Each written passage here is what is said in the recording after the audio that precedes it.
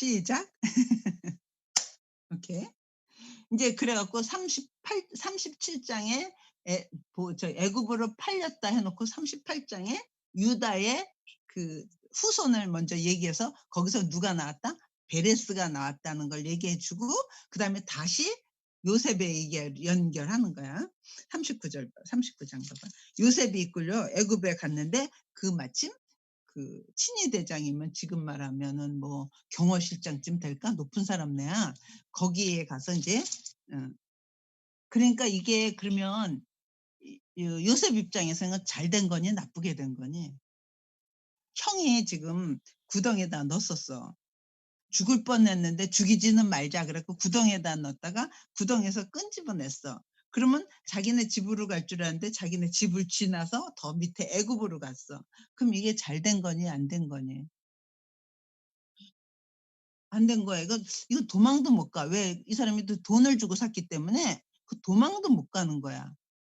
그러면 이게 일이 더 꼬였잖아. 아버지한테 가는 게 아니라 지금 완전히 도망 못 가. 그래서 이 일이 정말 꼬였는데 했는데 그때 하나님은 성경에다 뭐라 하냐면 형통하대 그게. 그래서 그걸 봐봐. 2절 봐. 여호와께서 요셉과 함께 하심으로 보디발네 집에 갔어. 거기 가서 요셉을 산이라. 어? 형통이 뭐라 그래야 돼 영어로? 형통하는 게 잘 되는 거. 일이 그냥 막힘이 없이 잘 되는 거. 거기 영어로는 뭐로 돼 있니? 39장 2 절에 영어로는 형통하다를 뭐로 돼 있니?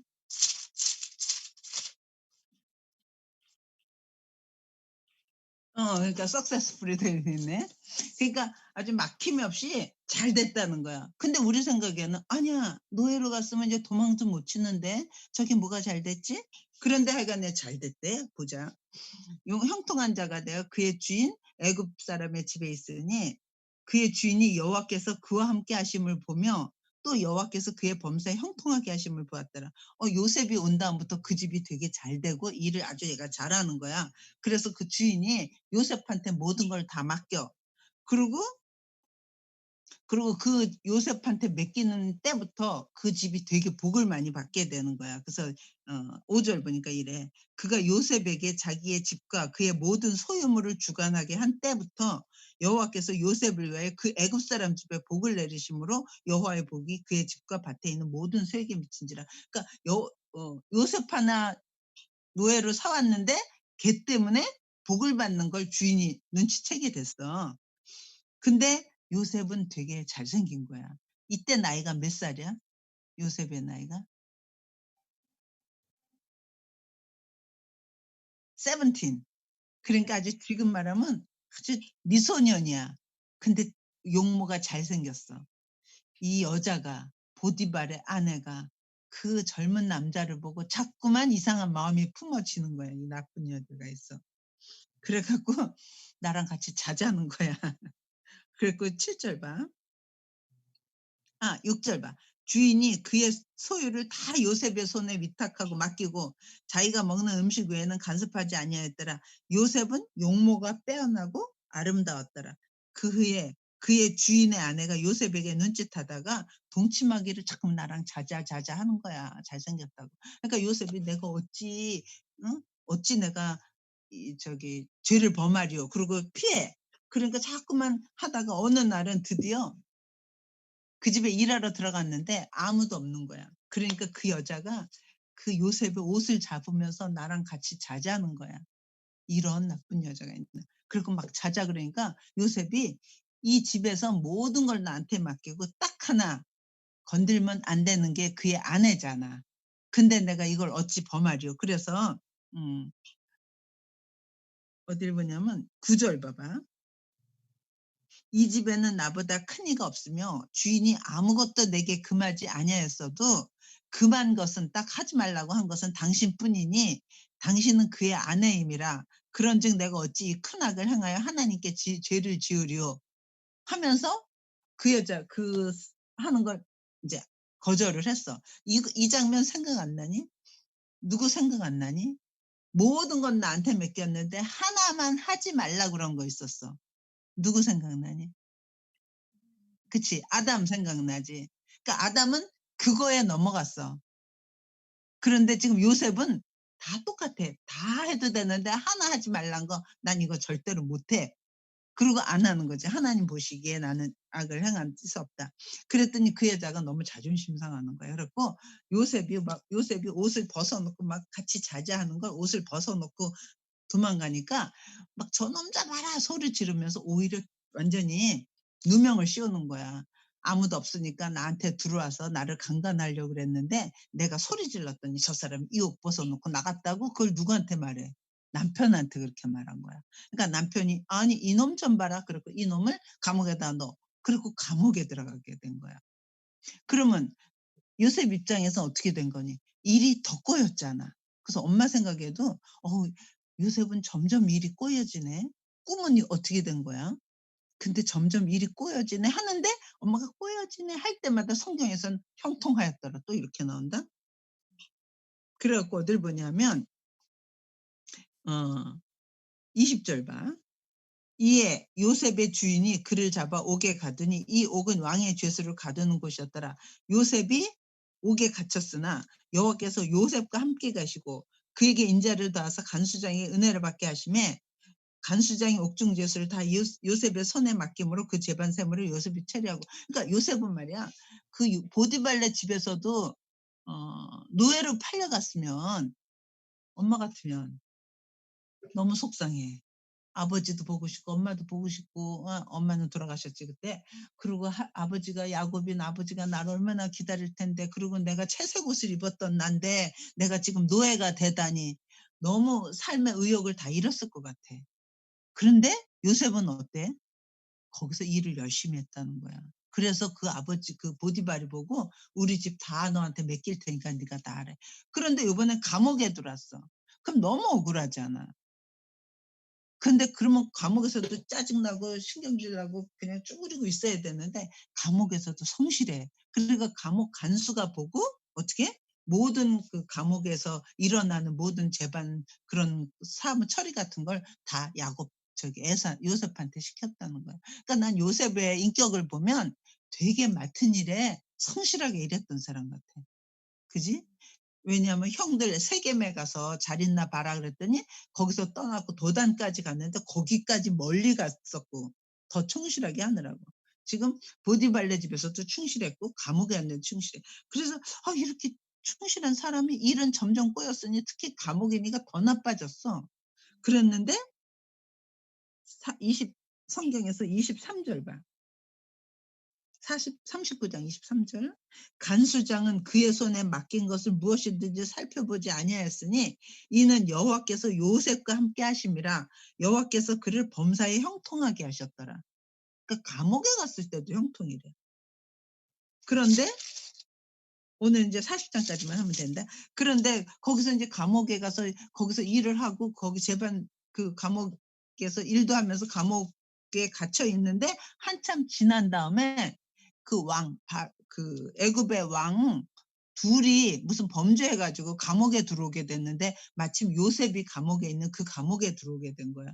근데 그 두 사람은 아주 높은 사람이야. 그 당시에 술 맡은 관원장하고 떡 맡은 관원장이야.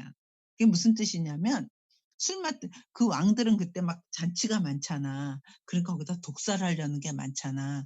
그러니까 그 술이 안전한가를 먼저 그런 사람들이 맛봐야 돼. 그럼 그 사람은 생명을 내거는 거지. 그러니까 되게 신뢰할 만한 사람을 아주 측근, 경호실에 있는 측근들이나 마찬가지, 떡도 마찬가지고. 그래서 그 사람이 무슨 범죄를 했는지 모르지만 들어와서 범죄를 해 갖고 들어왔어. 그래서 인제 요셉과 같이 있는데 하루는 보니까 그 사람도 얼굴이 영 안 좋아. "오늘 왜 무슨 일이 있어요? 이렇게 얼굴이 안 좋아요." 그랬더니 "내가 꿈을 꿨는데 좀 꿈이 이상하다."는 거야. 그래서 꿈을 얘기해 보라고 그랬어. 그랬더니 6절 봐.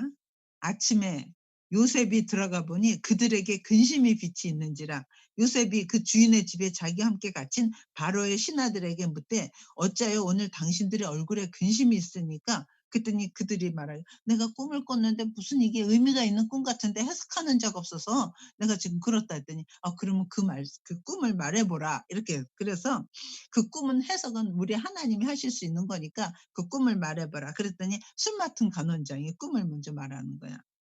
뭐라 그러냐면 술 맡은 간원장이 그의 꿈을 요셉에게 말합니다. "내가 꿈에 보니 포도나무가 있는데 거기에 가지가 셋이 있고 싹이 나고 꽃이 피고 포도송이가 익었고 근데 그거 내가 포도송이를 따서 포도즙을 만들어서 바로의 잔을 해서 바로의 잔에 손에 들였습니다." 그 꿈이 좋아 보여 나빠 보여? 좋은 꿈. 좋은 꿈 같이 보이지. 그러니까 그런데 이게 좋아 보이는데 이게 무슨 뜻인지 모르겠다 그러니까 요셉이 그래. "아 지금 너 가지 셋을 봤다는 거는 3일 안에 이런 일이 있을 거고 그다음에 네가 포도주를 가지고 바로의 잔에다 넣는 거는 옛날에 당신이 했던 그 일을 다시 복직을 해 가지고 술 맡은 일을 다시 하게 될 거라는 뜻이라고." 그렇게 말해 줬어. 그러니까 좋은 해석이잖아. 그러니까 그 옆에 있던 떡 맡은 관원장도 나도 똑같은 꿈을 꿨다고. 그러니까 얘기해 보시라 했더니 내가 과 저기 바로한테 왕한테 주려고 떡을 가지고 새 광주리에다 이렇게 이고 가는데 맨 위에다 저기 바로를 주려고 했던 건데 새들이 와서 그거 다 쪼아 먹는 꿈을 꿨다 이러는 거야. 그거는 좀 안 좋지 꿈이. 기분이 좀 으시시하다. 그랬더니 그것도 똑같이 말하는 거야. 지금 새 광주리라 했으니까 3일 내에 이 일이 일어날 건데 16절 봐. 떡 굽는 관원장이 그 해석이 좋은 것을 보고 요셉에게 이르되 나도 꿈에 보니 흰 떡 새 광주리가 내 머리에 있고 맨 윗광주에 바로로 에 만든 각종 구운 음식이 있는데 새들이 내 머리 광주리에서 그것을 먹더라. 그러니까 그때 해석을 해 주는 게 19절 지금부터 사흘 안에 바로가 당신의 머리를 들고 당신을 나무에 달리리니 새들이 당신의 고기를 뜯어 먹을 거라. 그러고 나서 보니까 3 일이 지난 다음에 바로 왕의 생일이야. 그러니까 그때 감옥에 있는 그 죄수 2명 "나오라 그래." 그래 갖고 나와 놓고 아까 그 술 맡은 관원장은 "너 뭐든 사면할 테니까 다시 그 일을 하라." 그리고 떡 맡은 관원장 "얘는 달려." 그래 갖고 그 사람이 죽으면서 새들이 쪼아 먹었다. 이런 얘기 그런 장면이 있는 거야. 그런데 그때 그 술 맡은 관원장한테 요셉이 "너 나가서 인제 "넌 복직될 거니까 나가면 제발 왕한테 내 억울한 얘기를 좀 해 줘라." 그 얘기를 했어. "가서 꼭 잊지 말고." 엄마가 안 읽었는데 14 절을 봐봐. 14 절. "당신이 잘 되시거든 나를 생각하시고 내게 은혜를 베풀어서 내 사정을 바로에게 아뢰어 이 집에서 나를 좀 건져 주세요. 난 그런 잘못이 없는데 좀 억울하게 생각 꼭 얘기를 해 주세요." 그랬는데 어딜 보냐면 23절 봐. 술 맡은 관원장이 요셉을 기억하지 못하고 그를 잊었더라. 그래 갖고 요셉은 '아 저 사람이 잘 됐으니까 날 쪼끔 있으면 부를 거야, 부를 거야.' 했는데 그게 시간이 2 년이 지나도록 안 불러. 그리고 자기를 잊어버렸대. 그런데 시간이 지금 몇 분 지났니? 13 분? 그래 좀 더 해도 돼. 그런데 마침 만 2년 후가 2 년이 지난 다음에 바로 요번에 왕이 또 꿈을 꾸는 거야. 이 꿈은 너희들 다 아는 꿈이지. 기억하니? 성경에는 꿈 얘기가 많이 나오는데 아까 요셉도 그렇고 요셉은 참 꿈 얘기가 많아. 요셉하고 관계된 거는. 만 2년 후에 바로가 꿈을 꿨는데 그 나일강 강가에 아주 좋은 일곱 살찐 소가 일곱이 있었는데 갑자기 빼짝 마른 소 일곱이 오더니 그 살찐 소 일곱을 다 먹어 없애 버렸대. 기분이 좀 안 좋지. 그랬는데 또 요번에는 또 쪼끔 있다가 다시 꿈을 꿨는데 요번엔 아주 충실한 일곱 이삭이 있었는데 나중에는 아주 동풍에 마르고 별 볼 일 없는 아주 말라 비틀어진 그 일곱 이삭이 좋은 일곱 이삭을 다 먹어 버리는 그런 꿈을 꾸고 나서는 이게 도대체 무슨 뜻인지 거기 있는 애굽에 있는 사람들 다 불러다가 이 꿈을 해석하라는데 아무도 해석하는 자가 없는 거야.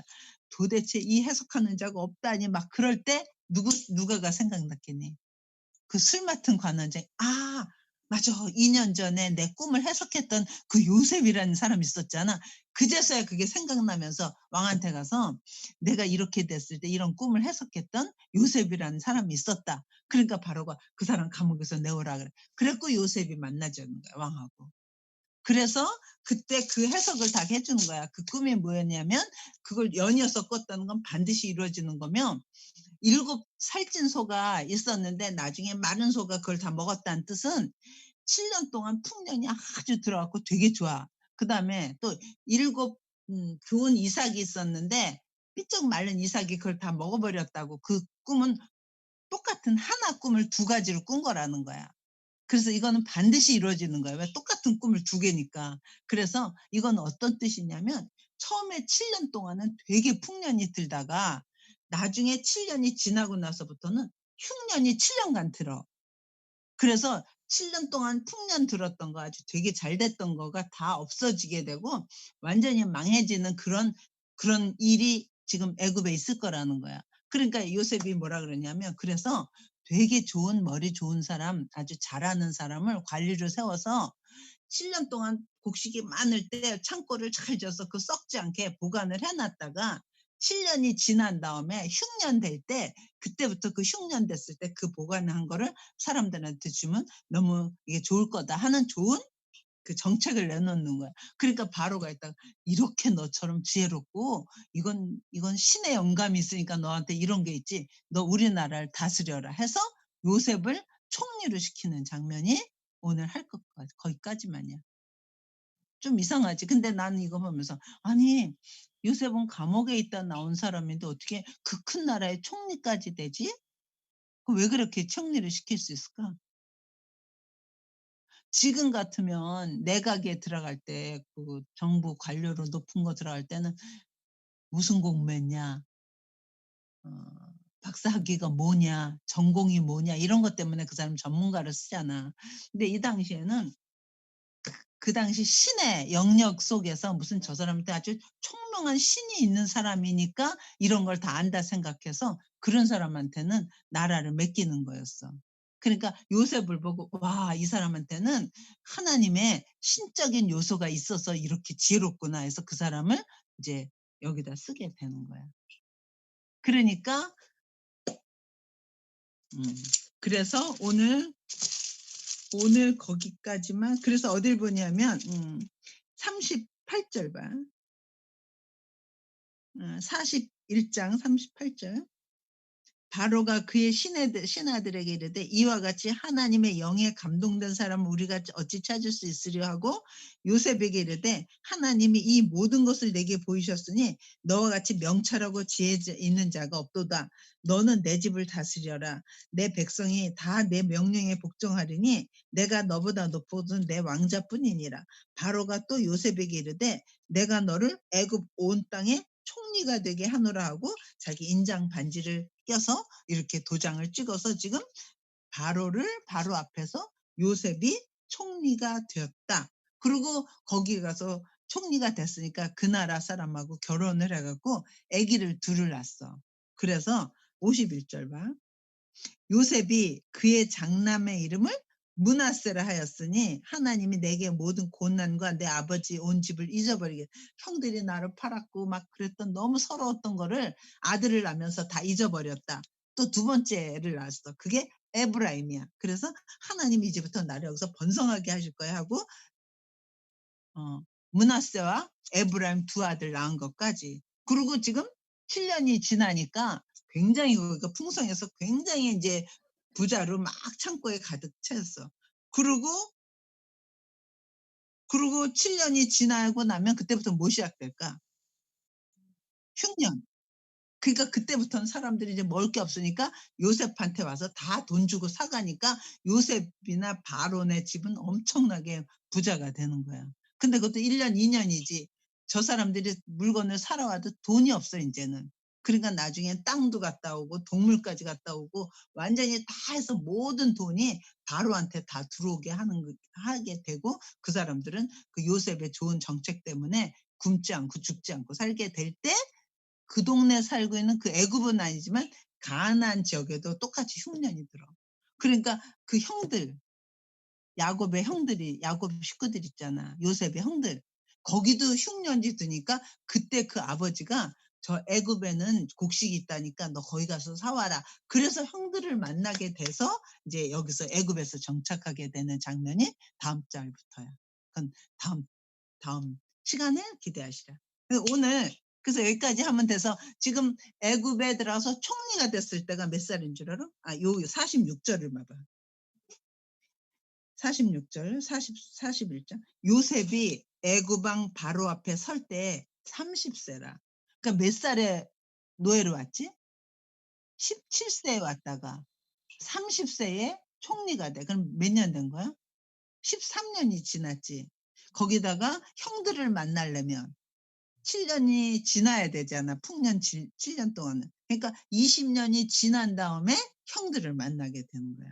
그러니까 애굽은 이거 미리 쪼끔 하는 건데, 요셉은 애굽에서 20 년을 살아. 17 살부터. 그러니까 무슨 말을 잘하겠니? 애굽 말을 잘해.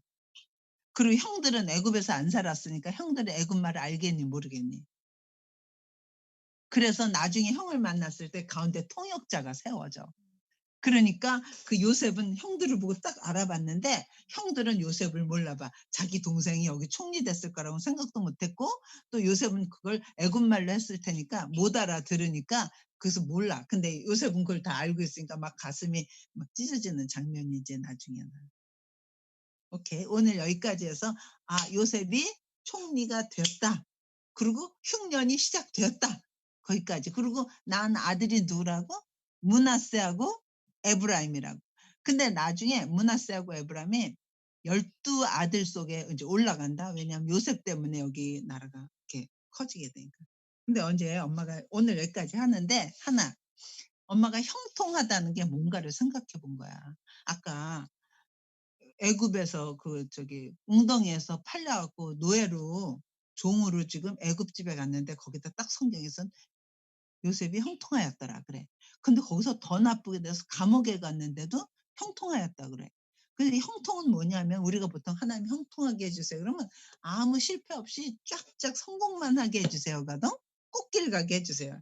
그런데 지금 갈 때마다 더 나빠지는데도 하나님이 형통이래.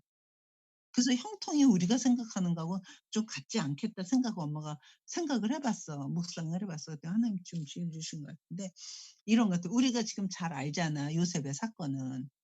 거기서 형한테 팔려서 요셉의 노예로 왔다가 종으로 왔다가 거기서 감옥에 가서 거기서 그 왕의 신하들 만나고, 그래서 그것 때문에 왕한테 꿈을 풀어 줘서 결국은 총리까지 되는 거잖아.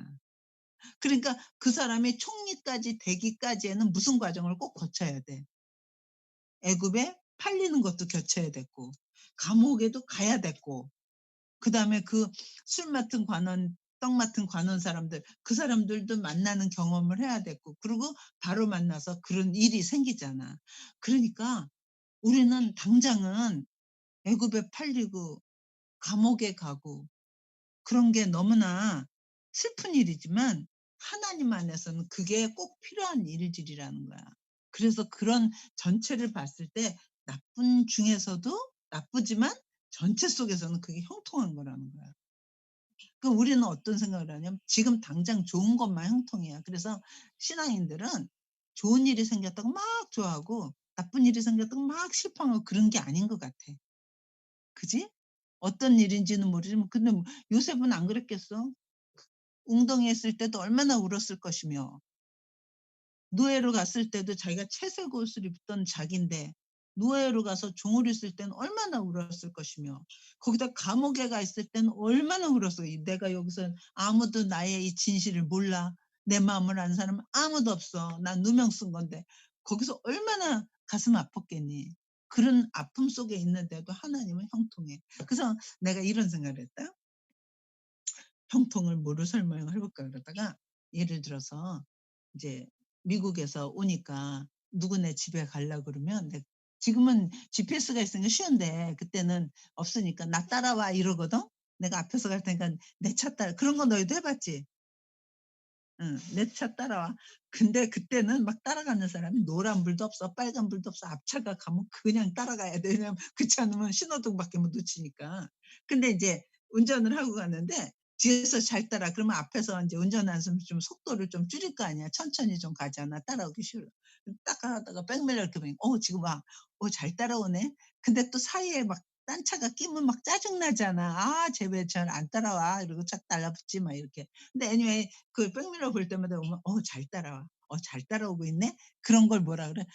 '형통하고 있네. 형통해, 형통해.' 그런데 뒤에 차가 가다가 자기 여기 가는데 이 앞차가 골목길로 들어가고 막 울퉁불퉁한 데로 가는 거야.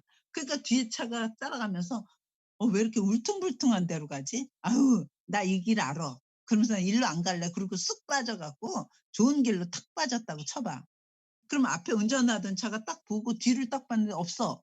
그러면 그걸 뭐라 그럴까? '얘 어디 갔지?' 그럴 때 그게 형통일까?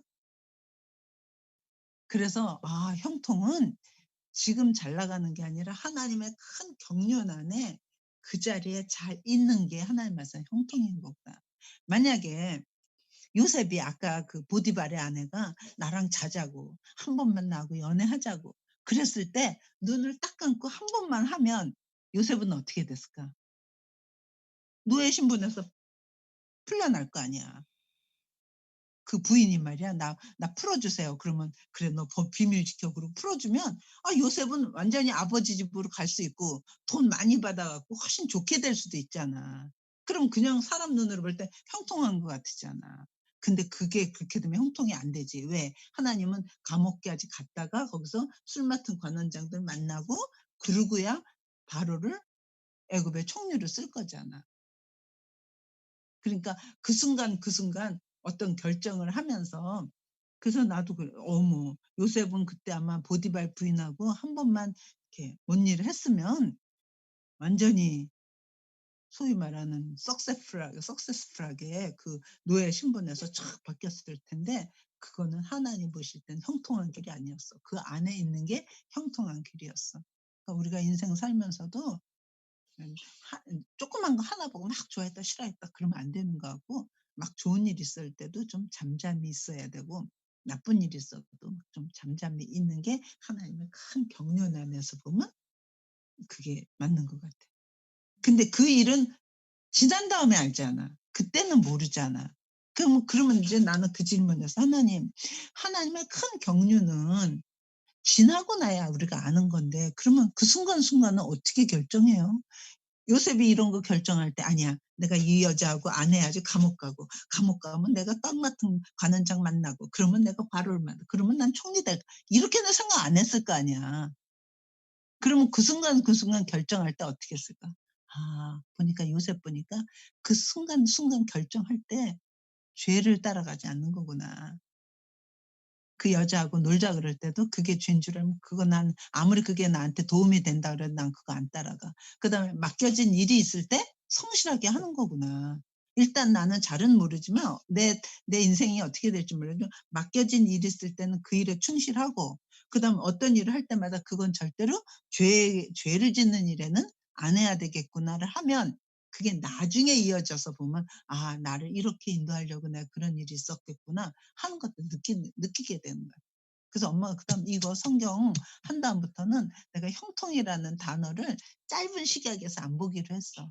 큰 시각에서 보는 게 맞는 것 같고 하나님 보실 때는 사람 볼 때는 아주 비참하고 아주 망한 것 같이 보이는데 그게 하나님은 계속해서 "형통하다, 형통하다." 말해 주고 계시더라고. 좋지? 엄마가 설교하는 건 아니고 그냥 엄마의 묵상을 한번 얘기해 봤는데 이게 참 좋은 예 같았어. 자동차 차 따라온다는 얘기가 좋은 얘기 같지 않니? 이해가 이해가 되니? 그래서 엄마 그게 오늘 그래서 여기까지 해서 결국 이 창세기 끝이 뭐냐면 "애굽에 들어가서 살게 되었다." 거기까지가 창세기거든. 그러니까 어떻게다가 들어가게 되었느냐를 지금 자세하게 쓰게 되는 거야. 그리고 창세기를 아까 담말할 때 "그는 나보다 옳도다." 그러잖아. 그래서 창세기를 통해서 하나님이 이스라엘이라는 나라를 조성하시는데 나라는 세 요소가 있다 그랬지. 국민, 주권, 영토가 있는데 영토는 하나님이 가나안 땅으로 가라 했으니까 가나안이야. 그다음에 주권은 하나님의 이제 법이 선포될 거예요, 출애굽하면서. 그런데 국민이 만들어지는 게 창세기에서는 국민들이 어떻게 만들어지나, 하나님 백성이. 그럴 때 하나님 백성은 하나님의 언약을 잡은 사람들이 낳는 게 백성이야.